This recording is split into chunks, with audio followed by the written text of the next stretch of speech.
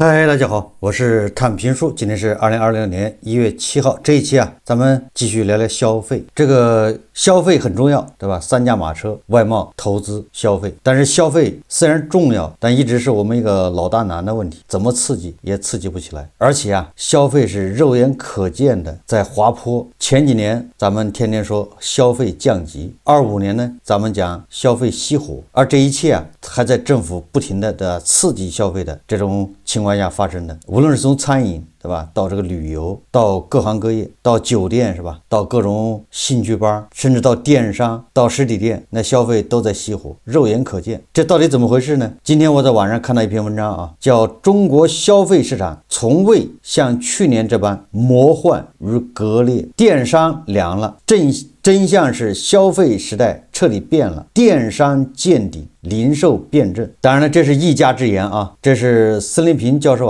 他發的一篇文章，他對消費的一個看法。他說2025年中國消費市場從未出現這般魔幻與割裂。說如果只看 A 面，似乎這是一個最好的時代，港交所的銅鑼聲此起彼伏，新茶飲巨頭們爭先恐後的衝向二級市場，綠茶餐廳、遇見小面等餐飲老兵終於熬到了上市的敲鐘時刻。泡泡瑪特、蜜雪冰城、老鋪黃金股價 K 線頭走出了一條令科技股都汗顏的昂揚曲線。他們證明了，即使在所謂的消費降級宏大敘事下，依然有人能通過極致的效率或不可替代的情緒價值賺走市場上最後一門銅板。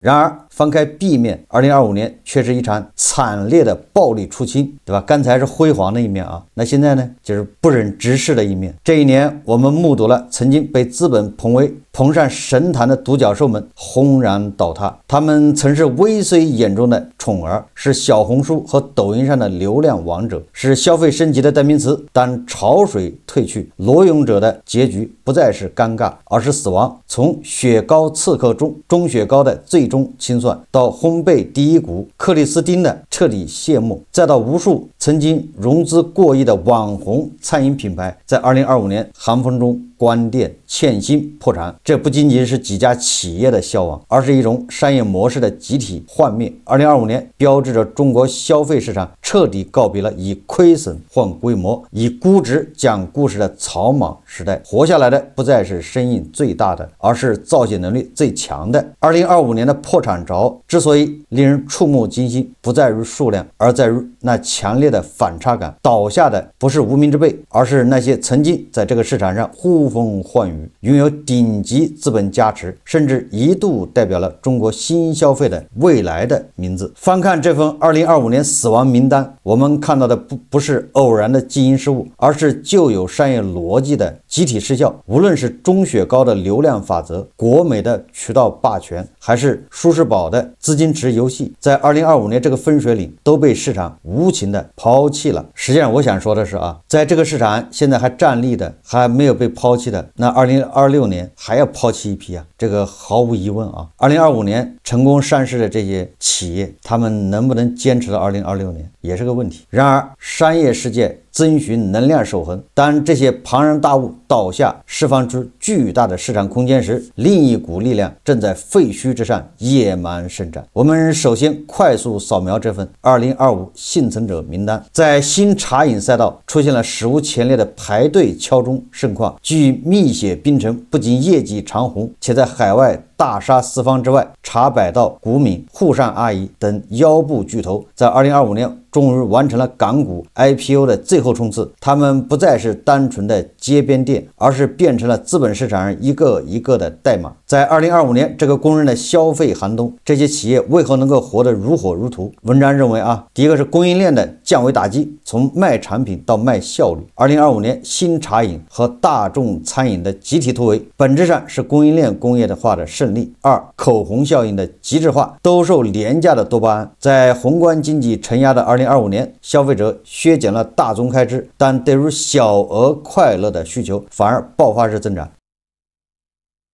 這就是泡泡瑪特和新茶饮股價大漲的心理學基礎。第三個是出海估值的第二增長曲線。這些企業在2025年之所以被資本看好，一個核心原因在於內卷外溢。而這一年告訴我們，那個不管賣什麼都能飛上天的鍍金時代結束了，一個考驗真金火煉的鋼鐵時代已經到來。對於所有的消費從業者而言，2020年不會更輕鬆，但方向會更清晰。這個存量博弈的時代，唯有那些敬畏常識、深耕供應鏈、真誠對待消費者的企業才能穿越周期。當然了，這個話說的還是有點早。2026年會更冷，哪些品牌能留下來，還需要時間檢驗。不是上市敲鐘了，就是上岸，就是終點。大家還記得11月份突然冒出一個什麼糖葫蘆奶酪糖葫蘆，反正我都沒記住突然就火了，突然就沒了。還記得什麼茅台咖啡嗎？也是突然就火了，火的時候你想喝一杯都喝不上，现在突然就没有了，来无影去无踪，不過是時間長短而已。能夠在香港上市敲鐘，不代表它有生命力，只不過是資本運作的一次勝利。最終消費者如果不買單，他還得叫連滾帶爬。這個文章說杭州直播大樓租金腰斬，電商涼了，真相是消費時代徹底變了。杭州不少曾經一房難求的網紅直播大樓，如今租金腰斬再腰斬，走廊裡再也看不到擠滿俊男靚女的主播身影，很多人心頭一緊，電商不行了，直播帶貨的風口是不是過去了？這個矛盾裡藏着一個關係到我們每個人怎麼花錢，未來錢往哪裡去的巨大真相。這文章說他說我們看一組可能被你忽略的核心數據：中國實物商品網上零售額占社會總消費的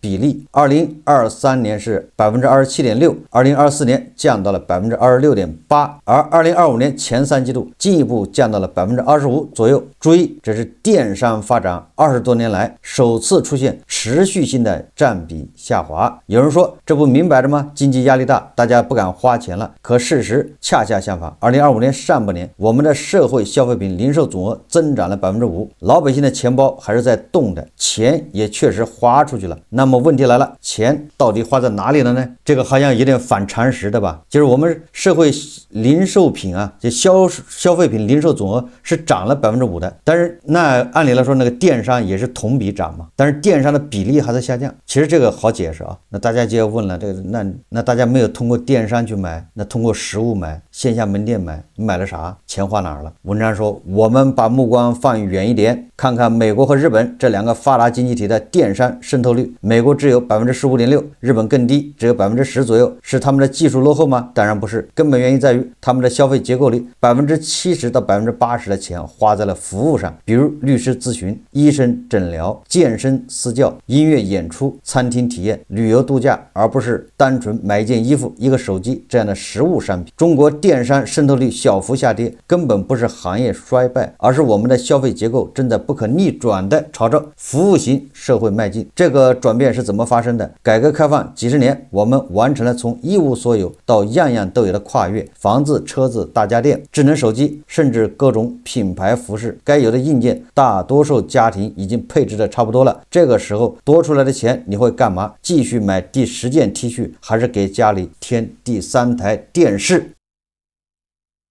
越來越多的人，尤其是年輕人，選擇把錢花在感受上，為知識付費，為健康投資，為情緒價值買單，為獨特的體驗掏錢。美容、健身、職業技能培訓，一場說走就走的旅行，甚至和朋友在環境好的咖啡館聊一下午，這些錢一分沒少花，甚至花得更多了。但關鍵在於，這些感受和服務，電商能完全解決嗎？服務的本質是人與人之間的真實鏈接、個性化互動和及時性的情感反饋，這是任何算法推薦、快遞物流都無法標準化打包送達的。理解了這一點，很多現象就通了。現在再看杭州的網紅直播大樓，你就明白了，它標誌着一個舊時代的落幕。那個靠流量、靠紅利、全網最低價野蠻增長就能創造財富神話的草莽電商時代正在收尾。行業比拼的核心已經從流量大、價格低深化到了供應鏈、品控、售後服務和內容質量的全面競爭。文章說電商見頂，零售變正，靠流量紅利驅動增長的時代已經徹底結束。人人們不得不面對一個事實：中國電商已經告別了快速增長的黄金時代，進入了一個以高頻次、低客單、廣覆蓋的為特徵的白銀時代。它不再是拉動消費總額的超級引擎，演變為支撐居民日常消費的毛細血管網絡。新劇本裡不再有某個日子的狂歡，只有因人而異的務實的深層智慧。也就是什麼購物節对吧？双11、618，现在越來越冷淡，就这個意思啊。5年前，抖音電商興起時，人們蜂擁到直播間；小紅書種草火了以後，內容引流也成為品牌們的必做動作。那時，新渠道內容平台的興起，商家發現跑去哪裡都能吃到一點紅利。如今，無論是達人直播、品牌自播、內容種草，還是貨架投流，其轉化率都變得可預測，賺錢全憑本事，不再有天上掉下來的餡餅。市場環境已經發生變化，實物商品網上零售占社會消費品零售總額的比重逐年下降。根據國家統計局數據，近5年來，這一比例在2023年達到 27.6% 的頂峰後，在2024年回落至 26.8%。2025年前3季度，社會消費品零售總額 36.6萬億元，實物商品網上零售額為 9.15萬億元，占整體的比重 25%， 呈持續下滑趨勢。這意味着非實物、非網上銷售的商品零售額在大盤中的比重在增加。網上實物銷售額增長的放緩同時，快遞業務量卻在高速增長。這兩組數據的矛盾折射出電商業務的新常態。隨着物流基礎投射的設施的完善和消費習慣的養成，線上購物已經徹底日常化，消費者更傾向於高頻次、小批量的購買行為。今天買一包零食，明天購一件文具，這種碎片化消費模式雖然單筆金額變小，但總訂單量增加，直接推動了快遞業務量的增長。電商並不等於整個零售業，它只是零售的一個重要組成部分。從整個社會層面和國家經濟發展層面，電商增長見頂，恰恰是消費社會成熟的標誌。實際上啊，關於電商增長的見頂啊，這個應該從幾個方面來說啊。第一個啊，你就好比這個新能源汽車一樣，對吧？叫滲透力。新能源汽車以前，對吧？以前咱們10輛車裡面只有1輛是新能源汽車，9輛是油車。但是隨着這個技術的發展，隨着國家補貼，對吧？新能源汽車價格越來越便宜，隨着這個充電越來越方便，新能源汽車的滲透率，對吧？現在逐步啊達到現在50%了。也就是說，賣10輛車，5輛是油車，5輛是新能源汽車。那電商和傳統商業是一樣的，電商也是叫滲透。不管電商有多便宜，有多便利啊，有多種好處，但是啊，它的滲透率達到一個頂點，它就上不去了，对吧？這就跟那個汽車是一個道理，它就會平衡。但是達到哪個點，說50%啊、80%，這個不好說，對吧？還是30%，不是所有的東西都可以在網上賣，對吧？也可以在網上買的。比如你要買一些大牌，買奢侈品，恐怕很少在網上買吧，要去實體店，要去專賣店。我只是舉個例子啊。所以說本身啊，它那個電商的滲透率達到一個頂點之後，它就上不去了，除非有特別大的這種消費觀念的轉變，說我買古奇的包就在網上買。這個時候呢，為什麼實物的銷售份額還在增長？就是說這個線下啊，文章認為啊，是什麼啊，知識付費啦，也是服務啦，也是健身啦，對吧？這些在增長，實際上不是啊。說旅遊在增長，這都不是。實際上最主要的原因就是黃金價格在漲，有很多人在購買實物黃金。買實物黄金的大部分恐怕都要去什麼菜百、老廟黃金，对吧？老鳳祥什麼的實體店買，也有在網上買的少，对吧？在網上買好多上當受騙，有在網上買的啊少，這玩意都去現場買。那你說黄金那玩意都貴啊，一買幾萬塊，是你那個9塊9包邮能比得上的嗎？實際上啊，這個數字也不是咱們編的，你看那個北京的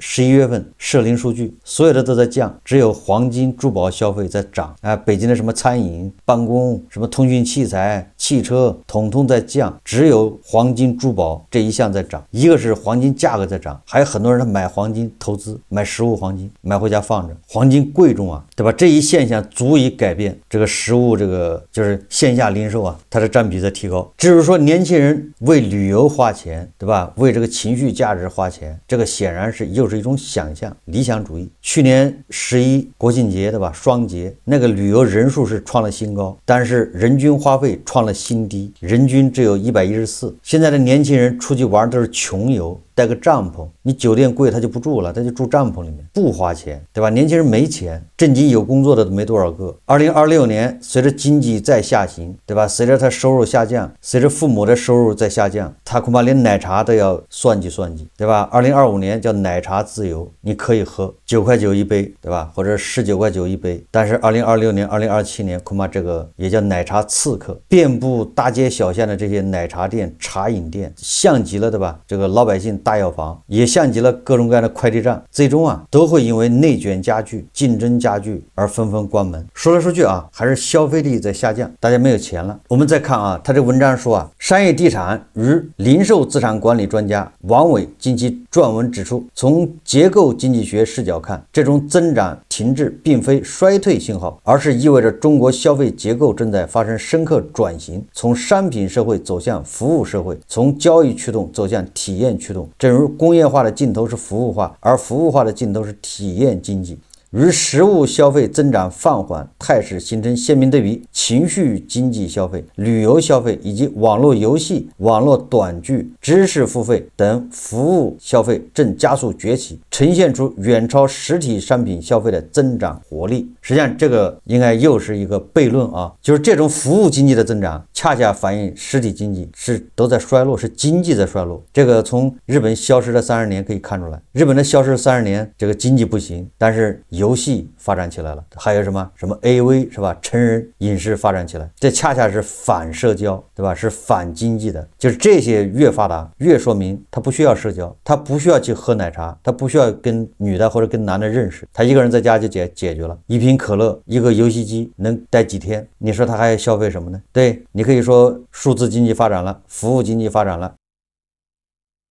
但是對整個經濟來說，那是極大的衰落。所謂的旅遊消費啊、情緒經濟、網絡短劇，這些都是以低價，對吧？甚至免費為幌子的。總之啊，你要想讓人掏錢很難，越來越難。這個所謂的服務經濟啊，就是目前我們所處的階段。我不是說美西方啊，是我們所處的這個階段。這個時候冒出一個什麼服務經濟，實際上純粹是因為你的實體經濟啊，你的這個實物已經遭到消費者的抵制了，因為大家就勒緊褲帶不花錢不買。那怎麼辦呢？大家都勒緊褲带不花錢不買東西不消費，那他就從別的地方下手，那就是什麼，對吧？從這個什麼服務經濟。但是一個消費者他一旦覺得自己不想花錢，對吧？他沒錢，你什麼經濟都沒用，你服務經濟那只能是嘗嘗鮮。比如說泡泡瑪特吧，泡泡瑪特我記得去年大概2、3月份是吧？最火的時候，那個網上炒作什麼一個拉布布，10萬8萬的，還有80萬的，就一個毛绒玩具啊，炒到這麼高，現在還有人提嗎？還有人會花10萬8萬買個那玩意嗎？對吧？這種東西脫離了這個普通的消費啊，它是不能長久的，它只是個小泡沫。拉布布的這個價格是直線下跌，是吧？现在你買這個那玩意還有人買嗎？完了之後還會去排隊買嗎？除了那叫小眾啊，個別人，就像好多人收集郵票一樣。再換過來說吧，就像5年前、10年前，有人買鞋子、炒鞋子、潮鞋，对吧？潮牌那什麼鞋子8000一雙、1萬一雙的去買了是賣，多紅火啊！現在還有嗎？你現在回頭一看，那不就是神經病嗎？現在還有嗎？還有炒鞋子的嗎？一個道理啊，对吧？這些泡沫啊，很快就會消滅，就會消失在歷史長河中啊。我看有網友總結的好，你只要跟普通人的剛需不一致的，最終都會破滅。茅台是夠有生命力了吧？果酒啊，對吧？外國元首來了招待都是茅台，多少老錢的鍾愛。現在你看看1499，對吧？官方直接賣，很快就砸到1000了。你還有什麼其他東西還能扛得住？這個老品牌都扛不住，你還新品牌還想立足？還有什麼引領潮流，什麼引領年輕人，那不就扯淡嗎？年輕人都是背着帳篷旅遊。文章最後說啊，2025年情緒價值成為消費市場的關鍵詞之一。說這個有專家指出啊，互聯網和社交媒體的普及以及企業營銷策略的創新，推動了消費情緒消費市場的發展。2013年以來，情緒消費相關產業年均複合增長率12%，預計2025年中國市場規模將突破2萬億元。情緒經濟中，除了玩偶等實物消費，非食物消費也在崛起。艾瑞諮詢最新發布的2025年中國情緒療癒行業研究報告指出，國內情緒經濟療癒產業已構建起3大核心發展板塊：自我療癒與生活方式提升、數字平台與 AI 心理療癒、綜合線下療癒機構。長江商學院經濟學助理教授接受財經採訪時表示他說食物消費與服務性消費是你中有我，我中有你的關係，他們不是零和博弈，不必把兩者對立起來。在零售行業巨變的今天，不應機械地區隔食物消費和服務性消費，而是以終為始，先做客戶洞察，根據洞察結果來安排實物商品和虛擬商品的配比。就是这篇文章啊，这个文章它意思就是電商現在走下坡路了，那麼消費結構發生變化，那麼就是要抓住這種叫社會叫零售變革零售辯證要抓住什麼情緒消費、服務消費、食物消費不行了。這個怎麼說呢？多多少少有那麼一點何不食肉糜的意思。他沒有發現這個食物消費為什麼會萎縮？那除了黃金之外實際上是大家消費力在下降，大家勒緊褲腰帶不消費了，消費熄火。但是你這個時候搞出一個什麼服務消費沒毛病什麼情緒消費，但這個只能是嚐嚐鮮，很快就刮過去了。因為你只要是花錢，人家口袋裡沒錢就得克制。現在就連好多洗浴捏腳的都在關門，對吧？網上有很多那個捏腳的那些技師，對吧？都在討薪，你還在說這些什麼情緒消費？那些奶茶品牌為什麼能夠上市，對吧？能夠衝刺 IPO， 都是因為趕上去年的電商大戰。通過電商大戰，他們刷了大量的數據，對吧？你的奶茶一個快遞小哥一天要送50-60杯奶茶，你琢磨琢磨吧。這些奶茶店的所謂的業績，對吧？所謂的利潤都是怎麼出來的？你到2026年看看吧。如果電商不大戰，很有可能是奶茶品牌洗牌的一年，很多就幹不下去，對吧？但你兜裡沒個幾十塊錢的時候，你還去花10幾塊買一杯奶茶喝嗎？一天喝幾杯奶茶已經不是必需品了。至於電商現在洗牌這個倒是真實的，因為各個平台的政策在變化，最主要是流量見底。現在流量越來越貴呢，平台這個政策發生變化，它本來它是支持頭部主播，把流量往頭部主播集中，現在一看頭部主播很多都垮了，對吧？承接不了這潑天富貴，所以他也搞流量平均化，找那個腰部主播往他們那兒傾斜。而腰部主播傾斜的時候，對吧？這流量政策的變化導致這個原本在杭州那個電商大廈裡面直播的那些人，對吧？他這個業務模式就搞不下去，再加上直播打賞，對吧？這些大哥包工頭應收賬款還沒要回來，都是欠賬，確實沒錢打賞，也打不起了。所以這些，對吧？那些搞團播搞直播靠打賞 PK 的那些也賺不到錢了，只好改行。所以可以預見的是26年電商行業會更難幹，這個是肯定的。如果從事電商行業的，你收手收得快，你前2年賺的錢還能留下；如果你收手慢一點，拖個2年，拖個1年或者半年，你恐怕把前2年賺的錢還賠進去。我們應該得出個結論，就是線上不行了，那線下就更慘，一定是得出這麼個結論，不是說線上不行了，線下就好了，這個結論是對不對？這是反常識的，對吧？因為剛才已經說了為什麼快遞量在增加呢？快遞量在增加，說明了大家都習慣用線上，快遞量增加也說明這個競爭加劇對吧？這個9塊9包郵，9塊9包郵導致什麼呢？導致你買東西的時候，你根本就不用想，說我還要湊200、500的去買東西，我缺啥我看見我就買了，這麼個對吧？這種消費習慣的養成，所以這個快遞量就越來越大。有好的賬號他連9塊9都不要，你隨便買個什麼東西都是包郵，3塊錢東西他也包郵，我也不知道他怎麼賺錢。他說他是起號，所以你看這樣的話，你這個訂單量、快遞量肯定就上來了，但是不代表這個金額對吧上來，反而客單價在下降。總之從消費這兒看呢，也看不出什麼好的跡象。我倒是看有網友吐槽這個消費補貼這個關於這個國補消費補貼這東西，我一直都說這玩意連補貼都補貼不明白，還能幹點啥？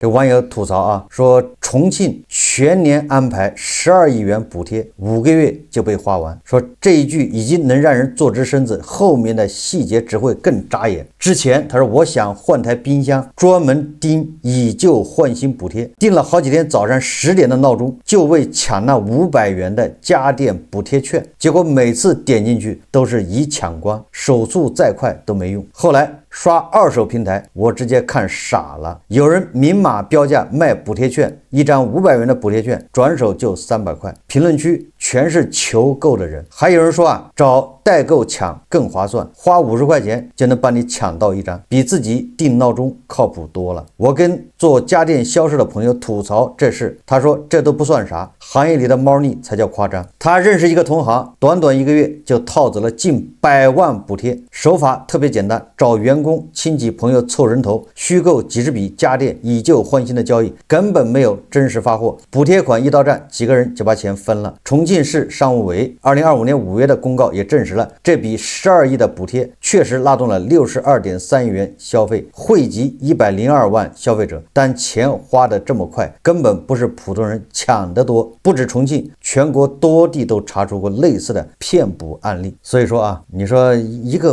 補貼都發不明白的地方，他是真的做不到這個杜絕這些貓膩嗎？能做到啊？因為你想口罩期間什麼时空伴隨者，什麼密接，分分秒秒就把给你抓出來，怎麼到這兒就不行了呢？他就不願意，对吧？只有這樣，他才能那些相關人等才能賺錢呢，上上下下才能上下其手啊。第三方審計機構2025年9月數據顯示，光是某直轄市就查處了237家騙補商家，追回的補貼資金超過1800萬元。還有更離譜的，2025年7月，有地方查出來，個別黃牛用自動化腳本搶券，一晚上能刷幾千次搶券鏈接，最多的一天硬生生掃進了83萬元的消費券，轉手倒賣，賺得盆滿缽滿。這種亂象真的不是個例。全國補貼資金監管數據顯示，部分地區的補貼被挪用套取的比例最高能達到17%，想想就覺得窩火。國家掏腰包給老百姓謀福利，結果倒成了少數人的提款機。真正需要補貼的普通人定鬧鐘搶都搶不到，那些投機取巧的人卻靠着鑽空子賺得盆滿缽滿。這個不是不能為，而是不想為，就這麼簡單啊。這個時候我們的大數據、什麼實時監測、人工智能統統的不管用了，也不在清查日遙遙領先了。你說你上哪兒說理去啊？這個我早就知道了啊。这很多这個經銷商啊，他就拿補貼，完了之後他那個冰箱或者空調他根本沒賣，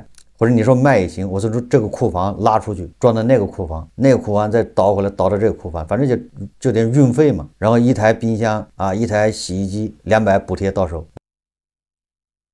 還有新能源車企騙國家補貼，那不更是比比皆是嗎？大頭的錢就這麼流向了個別人，完了之後還這叫刺激消費。真正的消費者，對吧？想占點便宜占不上，比較難，也不是說一點都占不上啊，有很多人根本就占不上。反正刺激消費這麼長時間啊，我倒是買過好幾次手機、電腦什麼的，我是一次便宜沒占上，找誰說理去？好，這期節目我們就聊到這裡，感謝大家收看。如果喜歡我的節目，歡迎訂閱轉發，也可以在下方留言評論，謝謝大家。